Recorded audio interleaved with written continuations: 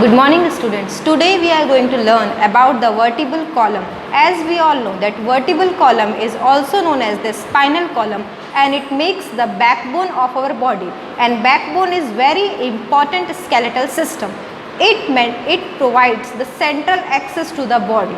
Now there are different functions of the vertebral column. As you can see in the table, there are different unattached vertebraes are there in the table. So different functions are: the first function that it provides the attachment to the muscles. Second function is also provide the site for the hemopoiesis. Then next, it supports our trunk and it also protects the spinal cord as well as the nerve roots. Now there are 33 spinal vertebrae.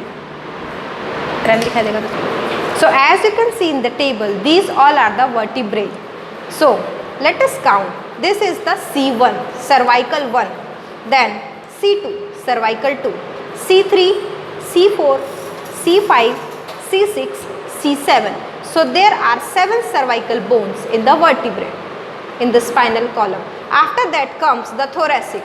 So let us see. This is the T1, T2, T3, T4, T5, T6, T7, T8, T9, 10, 11, 12. So there are 12 thoracic vertebrae in our vertebral column.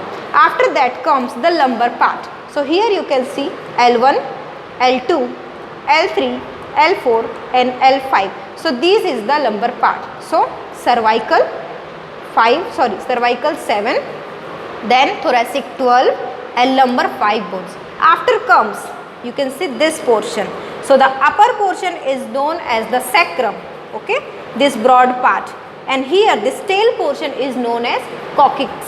Okay, so coccyx is made of the 4 fused bones and the sacrum is made up of the 5 fused bones.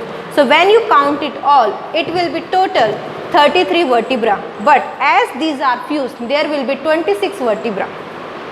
Okay, so as you can see, these all are the cervical vertebra. There are 7 cervical vertebra. So this is 1, C1, C2, C3, C4, C5, C6 and C7. One must note that this hole is not in the actual bone. Okay, just because this is model, that's why these holes are there. Now you must remember one thing, that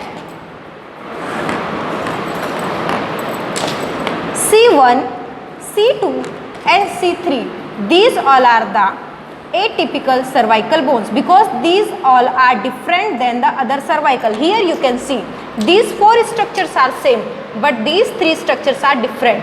C1 is also known as the atlas. C2 is also known as the axis.